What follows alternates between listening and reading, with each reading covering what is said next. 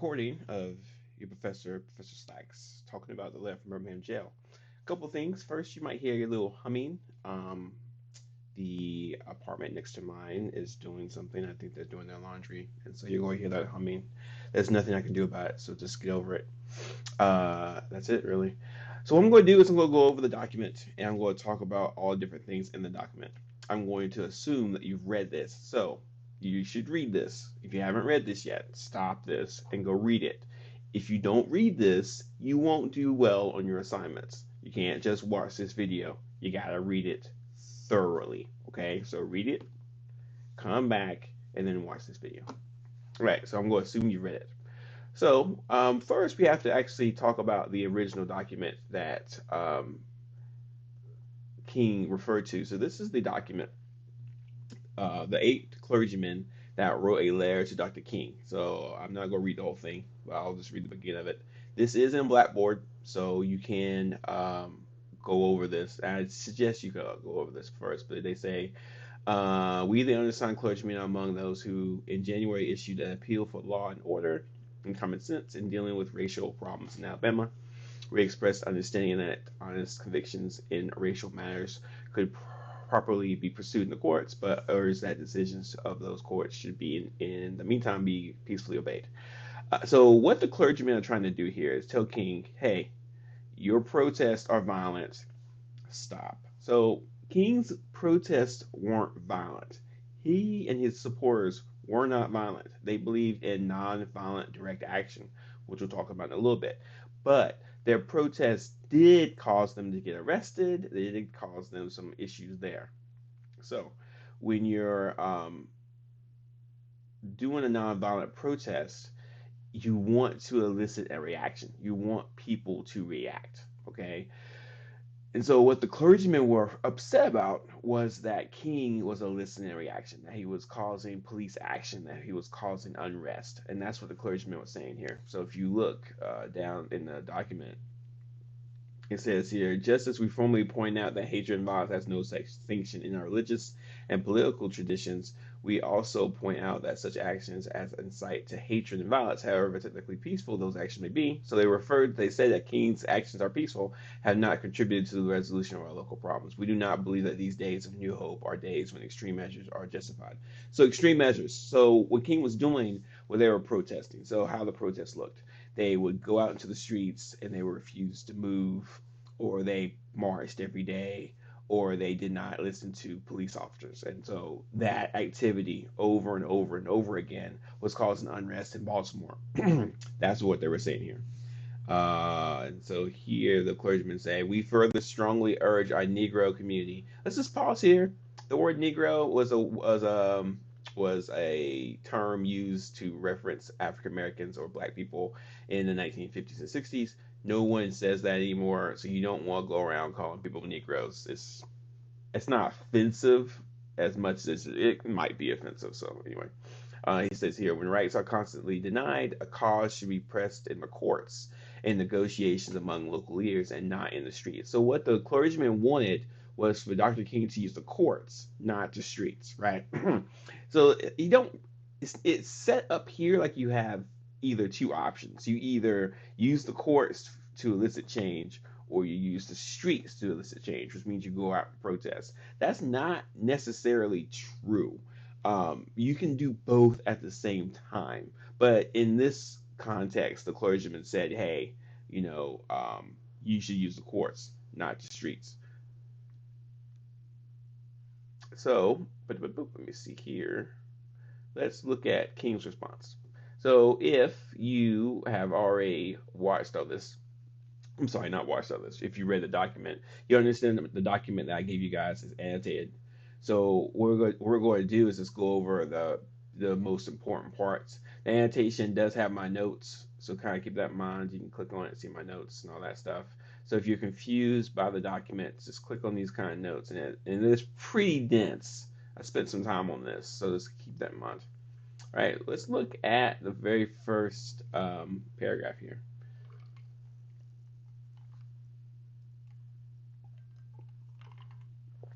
It says, while confined here in the Birmingham City Jail, I came across your recent statement calling my present activities unwise, and untimely. Seldom do I pause to answer criticism of my work and ideas. If I sought to answer all the criticism that crossed my desk, my secretaries would have little time for anything other than such correspondence in the course of the day. I would have no time for constructive work. But since I feel that you are men of genuine goodwill and that your criticisms are sincerely set forth, I want to try to answer your statement in what I will hope will be patient and reasonable terms. So he says, I think I should indicate where I'm in Birmingham. He says, I have the honor of serving as president of Southern Christian Leadership Conference, an organization operating in every southern state with headquarters in Atlanta, Georgia. What King is saying here is, hey, I'm the president of the Southern Christian Leadership Conference. I have authority, right? So when you were talking about ethos, this is a really good example of ethos. King is using his own ethos here. But he also answers the question. He says that the clergymen say that he is an outsider, right? But King says, I'm in Birmingham because injustice is here. Just as the prophets of the 8th century BC left their villages and carried their thus saith the Lord far beyond the boundaries of their hometowns, and just as Apostle Paul left his village of Tarsus and carried the gospel of Jesus Christ to the far corners of the Greco-Roman world, so am I compelled to carry the gospel of freedom beyond my own hometown. Like Paul, I must constantly respond to the Macedonian call for aid. All right, so there's a lot going on there. So he mentions the Apostle Paul. So he's using the ethos of religion, right? He's going to use Christian authority throughout the document. That makes sense. He's talking to clergymen, so he's trying to connect to the clergymen by using religion. So they know religion, they know how it works, they understand Christianity. King is trying to connect to them on that level. Also, Christianity objectively is an authoritative text. It's an authoritative way of looking. So if you are reading this and then you're seeing how King is using Christianity to back up his points, that is helping his stance, is helping his response. He's also making an interesting claim. I'm in Birmingham because injustice is here. He's saying, hey, injustice is here. I need to be here to work on it. And then he follows up. He says, moreover, I am cognizant of the interrelatedness of all communities and states. I cannot sit idly in Atlanta and not be concerned about what happens in Birmingham. And then he makes a really big point here. He says, injustice anywhere is a threat to justice everywhere. That is a claim. He has to back that claim up, right? And so he's saying if there's bad things that happen in one part of the country, I need to fix it because it's going to affect us later. So he's in Birmingham, but he is from another part of the country. Totally blanked out, and I can't stop this video because it messes up if I stop. So he is not from there, right? But he is there because he was asked to be there. Someone said, "Hey, King, can you help us?" And he said, "Sure," and he did. So the clergyman consider him an outsider, but he says, I can't be an outsider, right? Because there's no way I can be an outsider in this land because if there's a bad thing happening in one place, it's going to happen and affect us everywhere. He also says here, anyone who lives inside the United States can never be considered an outsider anywhere within its bounds. He's doing a couple things here. One, he's explaining why he's in Birmingham, but he's also trying to reach out to people in the rest of the United States to get them more involved. If you're in California or in New York and you're seeing what's happening in Birmingham, you might think, you know what, this has nothing to do with me. I don't know why King is doing this. He needs to stop, right? And King said it does have something to do with you. If segregation is this bad in the United States in Birmingham, it could be bad in other places as well. And it's actually really interesting.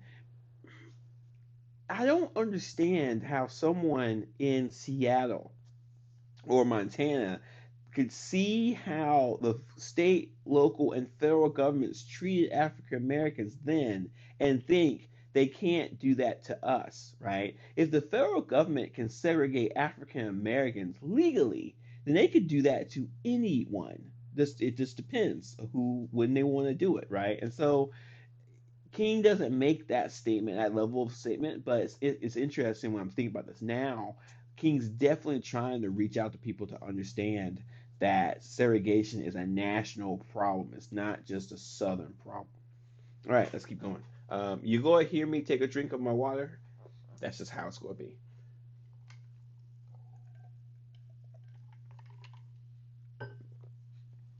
So King says here, you deplore the demonstrations taking place in Birmingham, but your statement, I am sorry to say, fails to express a similar concern for conditions that brought about the demonstrations. I am sure that none of you would want to rest content with the superficial kind of social analysis that deals merely with effects and does not grapple with underlying causes. It is unfortunate that demonstrations are taking place in Birmingham, but it is even more unfortunate that the city's white power structure left the Negro community with no alternative. Which is interesting, right? He's saying, hey, you're saying we shouldn't have done protests, but guess what? Like all these different things that the white power structure was doing in Birmingham caused us to do protests. Right, this is a big one. Okay, so pay attention. He says here, in any nonviolent campaign, there are four basic steps: collection of the facts to determine whether injustice exists, negotiation, self purification, and direct action. So, this part of the letter from Birmingham jail is sort of like a text trying to teach the future how to do nonviolent protests. So let me explain what a nonviolent campaign, direct action, nonviolent direct action protest. Let me explain what that means. Let's say, for example, that Montgomery College outlaws women wearing long hair. No, Montgomery College outlaws short hair for women. So Montgomery College says, hey, all women have to have hair that goes to their shoulders. Any woman who has hair shorter than that cannot take class at Montgomery College and they will be kicked out of school. Now, of course, that's absurd, but it could happen. I'm just saying anything could happen, right? And so if Montgomery College says, hey, only women with long hair can come here and women with short hair cannot go to Montgomery College, some people might want to do something about that. They might want to stop that or fight that, right? Well, how do you do it? Well, maybe you can go to a meeting, maybe you can go to the faculty council, or maybe you can talk to the dean or the president, all right? Let's say none of that works. And let's say, you know what, we need to protest. So you go by signs and you picket and you walk back and forth in front of Montgomery College saying, hell no, we won't go. And you say, hey, give us all short hair, right? That's not going to work, right? Peaceful protests work because they cause people to be uncomfortable. So, what a nonviolent direct action protest would look like would be that you all would walk out to Rockville Pike. You would sit in the middle of the street and you would block traffic at 8 o'clock in the morning. That's a nonviolent protest because you're doing two things. One, you're using your very bodies as a weapon against the atrocity you're trying to fight. And then two, you're getting noticed. Okay. So let's say if you block traffic, if 300 students block traffic on Rockville Pike protesting something like the long to short hair policy that they have, the news media will show up. They'll start asking questions. Your parents will wonder why you were arrested, and you would get arrested, right? You want to be arrested. You want to pack the jails with your bodies. You want to clog up the system. So you want to clog up traffic to get noticed. You want to get arrested to get noticed. And you want people to ask questions and wonder why you're doing this. All that makes people very uncomfortable and makes them stressed out. And so if that happened to Montgomery College, the news media would go to Montgomery College and start asking questions. And they would say, hey, why are you doing this? And Montgomery College would have to answer. And they probably wouldn't want to. That's nonviolent direct action. Okay. You are peacefully protesting because you can't use violence. If you use violence, then cops will respond with violence. So you can't use violence. Okay. That's bad. But if you allow the cops to do violence against you, and if you don't fight back, you get the moral high grounds, right? You can say, look, the cops beat us, they put us in jail, we were just trying to protest, right? Very fascinating. That's what a non-violent campaign looked like. You can't use violence to get what you want, because you lose moral authority. If you start hitting people or destroying property or burning things down, then you lose that moral authority, and then the cops can just arrest you and say you're a bad person, right? That's what nonviolent campaigns are. That's what a nonviolent direct action is, right? So you can imagine that a lot of people, especially a lot of African Americans, didn't like this. They didn't trust it, right? How can you get hit and abused by people and not fight back? It made you look weak, but it actually made you look very strong, because again, you got the moral high ground when you didn't fight back. And King was very much aware of that. If you want to learn where King got this idea from, he got it from Gandhi, and it worked. Gandhi did the same thing, and he did before King. And it was he was able to Gandhi was and his people were able to get India to become free of the British Empire. Okay, it worked. And newsflash, it worked here too. When King used nonviolent direct action, it worked as well. Nonviolent direct action has a pretty good track record. It's hard, and people generally don't like to do it, but if it's done correctly, it works. So, going back, uh, here King is going to explain what a nonviolent direct action is. Okay. So first he says here, we have gone through all these steps in Birmingham. There can be no gainsaying the fact that racial injustice exists engulfs the community. He says here, Birmingham is probably the most thoroughly segregated city in the United States. Its ugly record of brutality is widely known. Negroes have experienced a grossly unjust treatment in the courts. And so King first is establishing that injustice is taking place. Then he says here, on the basis of these promises, the Reverend Fred Shuttlesworth and leaders of the Alabama Christian movement agreed to a moratorium on all demonstrations. As the weeks and months went by, we realized that we were the victims of a broken promise. A few signs briefly removed, returned, others remained. So he says here, hey, we negotiated, it didn't work. Okay. So then he says here, as in so many past experiences, our hopes had been blasted and the shadow of deep disappointment settled upon us. We had no alternative except to prepare for direct action, whereby we would present our very bodies as a means of laying our case before the consciousness of the local and the national community. Mindful of the difficulties involved, we decided to undertake a process of self purification. We began a series of workshops on nonviolence, and we repeatedly asked ourselves, are you able to accept blows without retaliating? Are you able to endure the ordeal of jail? We decided to schedule our direct action program for the Easter season, realizing that except for Christmas, this is the main shopping period of the year. Knowing that a strong economic withdrawal program would be the byproduct of direct action, we felt that this would be the best time to bring pressure to bear on the merchants for the needed change. So he's laying out right there how direct action works and how you have to purify yourself, right? Which means you have to say, can I do this? Some people can't do direct action, nonviolent direct action. Some people will fight back, right? So if a cop is spraying pepper gas on you, right? Pepper spray on you. He's doing that to make you move. So let's say, for example, you've blocked Rockville Pike with your bodies, like 300 of you, right? The cops show up. They said move. You guys refuse. They start spraying you with pepper spray. Some of you will run away. Some of you would fight back. You can't do that. You have to stay there and take the pepper spray, even if it's very painful. That's the non-violent direct action. You are sacrificing your very health for a movement, and it matters. If you do this, people will notice it, and they will think, you know what? This guy cares so much, or this woman cares so much about this, that they're willing to sacrifice their very health to fight it. Not many people would do that, right? And so again, that shows you um, the level that King believed in this movement. And I do want to make clear, a lot of African Americans risked their lives. A lot of them died because of this. I mean, most of them went to jail. Some of them are hurt, but there were some that were killed as well. Not just black people as well. There was some white people that also were part of this protest that also were killed.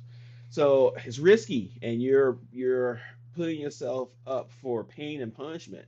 But the end result is usually change occurs. It sometimes takes a while though. All right, hang on. I gotta drink another thing of water.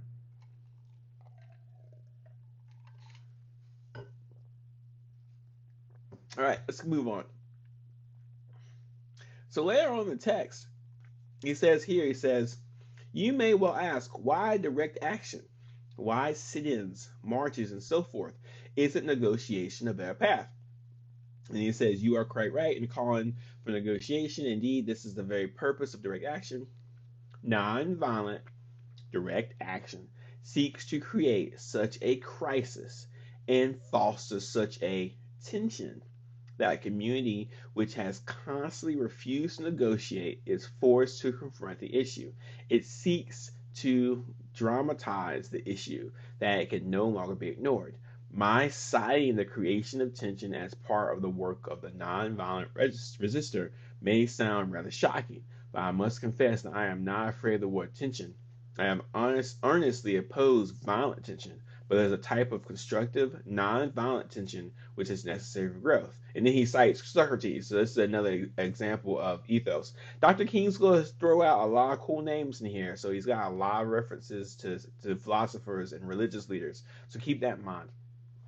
So here he's explaining why nonviolent direct action works, right? Which I think is super important, super thoughtful on his part, right? The idea of tension, right? So let's say if let's use the reference of the school again.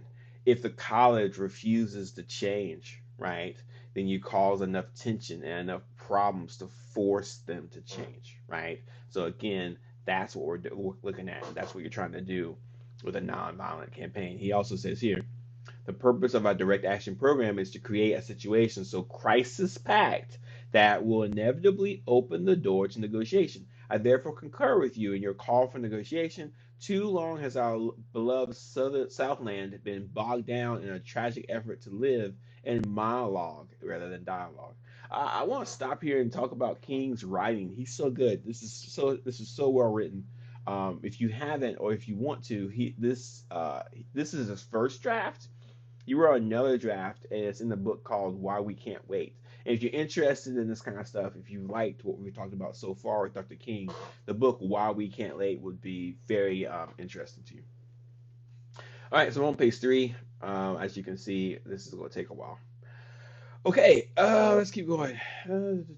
He says here later, he says, it is an historical fact that privileged groups seldom give up their privileges voluntarily. Individuals may see the moral light and voluntarily give up their unjust posture, but as Reinhold Dubar has reminded us, groups tend to be more immoral than individuals. We know through painful experience that freedom is never voluntarily given by the oppressor, it must be demanded by the oppressed. That's powerful, powerful language, right? And so he's saying, hey, you know, this group, these white people in Birmingham, have this privilege. And let's talk about the privileges they have, right? If you're a black person, you can't eat in certain restaurants, or you have to sit at a certain restaurant, a certain place in the restaurant. You have to sit in a certain place on the buses. You can't buy homes in a certain part of town. You definitely aren't going to get the kind of jobs you need. Your schools are so bad compared to white schools, right?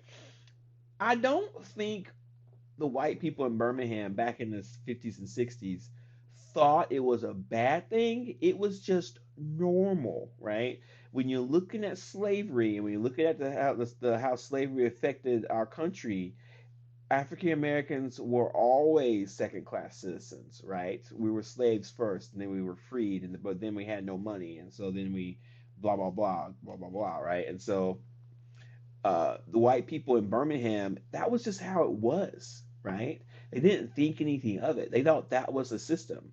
Like, I was born this, I deserve this, and they are that. That's them, right?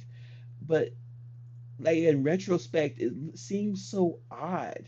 Like, it seems so weird for them to be that way. And even now, there are some people who, well, first of all, most people don't like to talk about this kind of stuff.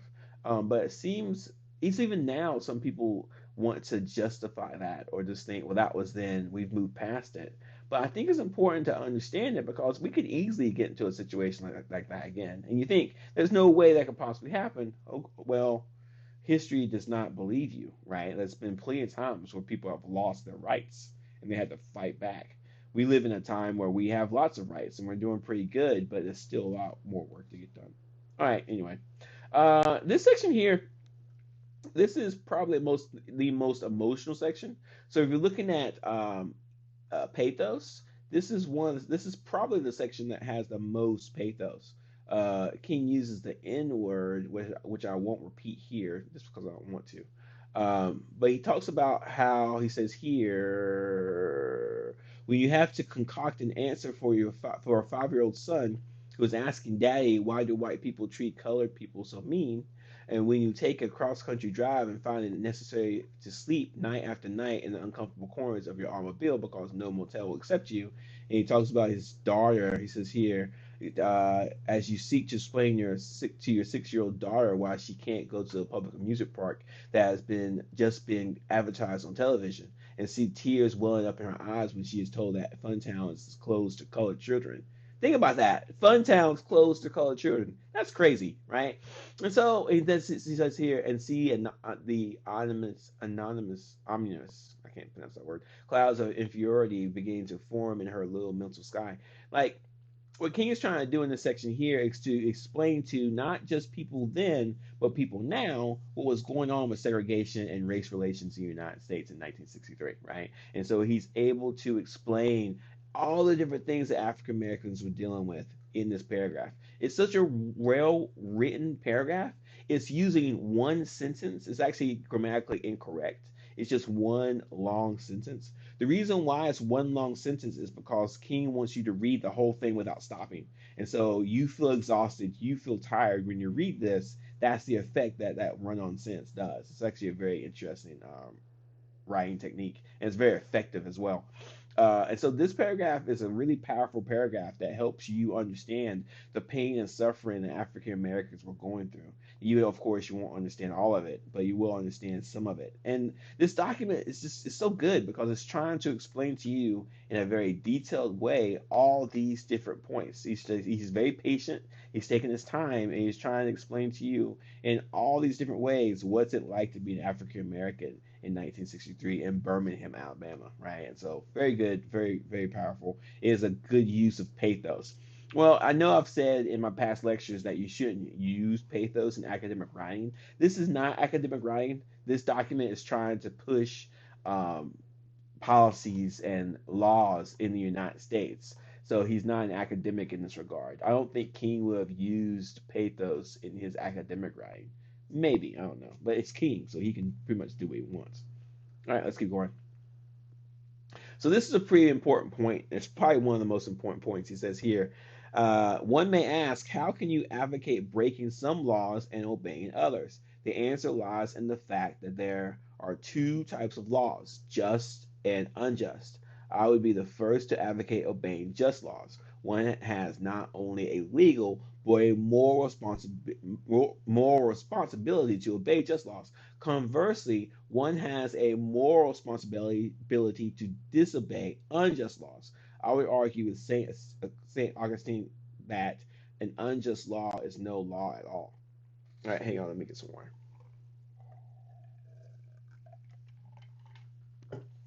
So King is saying that there are two types of laws. You have just laws and unjust laws. And you have a moral responsibility to follow just laws and a moral responsibility to fight against unjust laws. So please remember, segregation was legal, right? In the United States, it was legal. So let's say, for example, if you're a black person and you're like, you know what, I'm going to sit at the counter. I'm not going to sit in the back. I'm sitting right here in the very front. I'm going to sit at the counter and I'm going to get some food, right? That's illegal, right? If the sign says you can't and you do it, you're breaking the law, right? And you could get arrested, okay? So King would argue that this law is unjust and that it is his responsibility to break an unjust law. This is kind of confusing for a lot of people because laws are written by those in power. In a good society, we have moral laws, like laws that are good. So, for example, the speed limit is, I would say, moral, right? You don't want to go too fast because you might hurt someone. But there have been times in our society, not just during the civil rights movement, but other times in our society, where we had laws that were unjust. The best example I can think of is the marriage laws that for gay people back in 1900, like 1990, 2000. The law was, I think, was changed in 2015. But before that, gay people should not couldn't get married. So if you had two people, two adults that wanted to get married, they couldn't because of their sexual orientation. That was a law. That's weird. Like now that you look at it, it's like makes no sense. But back then, it people were like, well, that's just how it is. Like gay people can't get married. Like that's just how our society is set up. But it was completely unjust. And like the reason why that law changed is because it went to the Supreme Court, and the Supreme Court basically said that we can't logically tell you that these people shouldn't get married. It makes no sense to us. And it's even unless you use religion as a way to justify it, then gay people have to be able to get married, right? Now, our society, religion does not affect our policies. It's supposed to be a society where we have many different religions and you have the freedom of religion, right? And so, one of the biggest problems, I guess, for religious people is like, hey, gay people get married hinders my religious beliefs. But, like, how can someone's actions hinder your religious beliefs? That's a whole different debate. The point is, that was an unjust law. Gay people couldn't get married, it was unjust. People fought it. They fought it in the courts and the streets, and they won, and they changed things. And now I don't think any of us care, right? Like most of us are like, well, yeah, gay people can get married. Who cares? And like that wasn't that long ago. It's very interesting how quickly things change. But there's other definite laws in our society that are unjust. We're going to work on that separately, so you guys have time to talk about it. But there's plenty of examples in our society where there are times where unjust laws are on the books. Like it wasn't that long ago when African Americans and white people couldn't get married. That's just odd. Like you couldn't marry outside your race, right? And so again, that's fortunately fixed now. But there's lots of examples. So King says, hey, there are unjust laws, and it is our responsibility to fight these unjust laws. He really was into this point. If you look here, he talks about it for quite a while. He has this paragraph, this paragraph. He says here, let us consider a more concrete example of just and unjust laws. An unjust law is a code that a numerical or power majority group compels a minority group to obey, but does not make binding on itself. This is different made legal, but by the same token, a just law is a code that a majority compels a minority to follow and that it is willing to follow itself. This is sameness made legal. Let me give you another example. A law is unjust if it is inflicted on a minority that, as a result of being denied the right to vote, had no part in enacting or devising the law. Who can say that the legislature of Alabama would set up that state's segregation laws were democratically elected? Throughout Alabama, all sorts of devious methods are used to prevent Negroes from becoming registered to vote. And there are some counties in which, even though Negroes constitute a majority of the population, not a single Negro is registered. Can any law enacted under such circumstances be considered democratically structured? All right, so this is when King is starting to think about the Voting Rights Act. The Voting Rights Act is a ways away, but African Americans didn't have the ability to vote. There were two different reasons why. One, legally. So if you were African American and you walked to a voting booth, someone would say, can I get your name?" And you say your name. "My name is John Smith." And it says, "Okay, when were you born?" And you can say, "I was born in 1930 or whatever." And someone could argue, "Oh, we do not allow anybody born before 1930 to vote here." Like what, right? But they can do that, right? Or they can say, "Hey, what's your name, John Smith? Oh, we're not letting anyone with the last name Smith vote today, right?" Or, "Hey, you have to pay a fee, right?" Like poll taxes were a thing. We had to actually pay to vote, right? And that was just one way, and that was all legal. It was completely legal for them to do that. So African Americans, of course, ain't go vote. But then you had another problem, which is violence, right? You have the Ku Klux Klan, you had other white supremacist groups that would attack African Americans and say, hey, we're going to lynch this African American. We're going to kill him. We're going to hang him from a tree so people know that when you vote, that's what happened to you, right? And so, like, African Americans are scared. They don't want to be attacked. They don't want to be hurt, right? And plus, they have the legal problems as well. The Rights Act would fix a lot of that, but lynching was a problem in the United States into the 90s, and in some cases, it still is, right? And so, again, African Americans had a tough battle ahead to not only change social norms but also change the laws. All right, let's see. Let's keep going. So he talks about this for quite a while. He uses some great examples here about Shadrach, Meshach, and I can't pronounce that. About Nebuchadnezzar and the whole thing there. That's really good points. He uses a lot of different religious references, and he says here, to a degree, academic freedom is a reality today because Socrates practiced civil discipline, civil disobedience. In our own nation, the Boston Tea Party represented a massive act of civil disobedience. Really interesting. He even says here, this is probably one of the most interesting things. He says here, we should never forget that everything Adolf Hitler did in Germany was legal, and everything the Hungarian freedom fighters did in Hungary was illegal. It was illegal to aid and comfort a Jew in Hitler's Germany. Even so, I am sure that had I lived in Germany at the time, I would have aided and comforted my Jewish brothers. If today I lived in a communist country where certain principles dear to the Christian faith are suppressed, I would openly advocate disobeying that country's anti-religious laws. I know you guys see the word communist here and communism. We're going to talk more about communism and stuff like that when we talk about his next document, not this one. Don't worry, it's coming up later. All right, let's keep going. All right. So this is actually pretty interesting when we talk about just and unjust laws. It's a really big point. If you're wondering what you want to write about for the paper, which is going to come up in a little bit, this would be a really good section. Right? I would expect you, of course, to research, but it could be a really good section.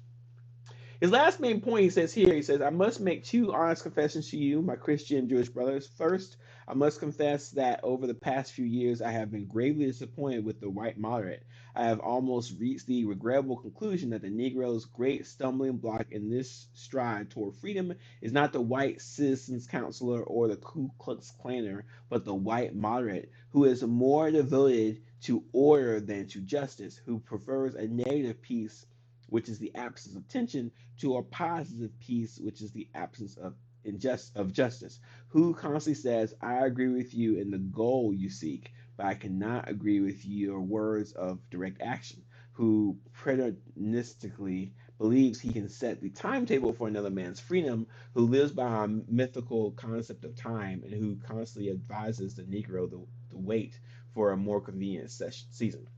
Shallow understanding from people of goodwill is more frustrating than absolute misunderstanding from people of ill will. Lukewarm acceptance is much more bewildering than outright rejection. What he's talking about here is he's talking about moderate white people of the time who knew what was going on was wrong, who could help but didn't, right? And so you have like mostly he's kind of talking to President Kennedy at the time about this because he saw what was happening, but he was like lukewarm about getting involved. But it's also anybody, right? Like if every white person in America in 1963 said, you know what, this racism needs to stop, it would have stopped, right? And there were so many people then who saw what was going on and would have stopped it. But because it wasn't affecting them, they didn't do anything. This makes King very upset. And it's actually very interesting. Most people who think of Dr. King would think that he wouldn't say something like that. But this is a very provocative statement. He's saying, hey, white people who aren't doing anything to help us, I don't like you, right? And so it's King was more of I don't want to say rebel. He was more of a powerful figure, a more controversial figure, an angrier person than most people give him credit for. He was not this old man giving sermons and walking down the street singing songs. He was a very young person. King died before he was 40, right? And he was mad. He was constantly mad about what was going on. He thought he was a good person to fix these problems, and he was very upset that other people weren't helping him, mostly white people. So I'm not saying King was a racist, but he definitely saw things from a racist lens. And it wasn't all roses and walking in the fields of honey, holding hands, singing songs. He was in the streets, getting arrested, fighting, making people upset. He was angry. He wasn't the picture of King that people like to think about now. He was a much different, polarizing figure.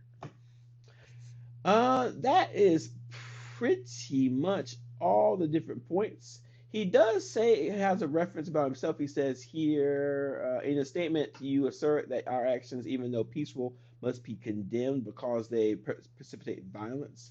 And he refers to Jesus and some of the issues there. It says here, was not Jesus an extremist for love? Love your enemies, bless them that curse you, do good to them that hate you. So he uses Jesus Christ as a religious example. He talks about Socrates again. And then he ends this very well. He says here, one day the South will know that when these disinherited children of God sat down at lunch counters, they were in reality standing up for what is best in the American dream and for the most sacred values of our Judeo Christian heritage, thereby bringing our nation back to those great wells of democracy which were dug deep by the founding fathers in the formulation of the Constitution and the Declaration of Independence. And then he says here, he says, never before have I written such a long letter. He probably has. But he's just saying, hey, I was heated. You got me going. This is an important point. And then he ends it, he says, I hope this letter finds you strong in the faith. I also hope that circumstances will soon make it possible for me to meet each of you not as an integrationist or a civil rights leader, but as a fellow clergyman and a Christian brother. Let us all hope that the dark clouds of racial prejudice will soon pass away and the deep fog of misunderstanding will be lifted from our fear-drenched communities. In some not too distant tomorrow, the radiant stars of love and brotherhood will shine over our great nation with all the scintillating beauty. I can't pronounce words. Yours for the cause of peace and brotherhood, Martin Luther King Jr. That is the letter from Birmingham jail. There's a lot of stuff I didn't talk about here, and it's your job to look deeper into the text and to do two things. One, understand it, but also two, ask questions. I can't help you if you don't ask questions. But this is going to be this is part one. So this is the first document of four. We have to do four more documents. The next document will be the on the mountaintop speech. Is it on the mountaintop? Yeah. And this will be the last speech before Dr. King is assassinated. We'll talk more about that too. All right. Thank you for watching. We'll see you guys next time.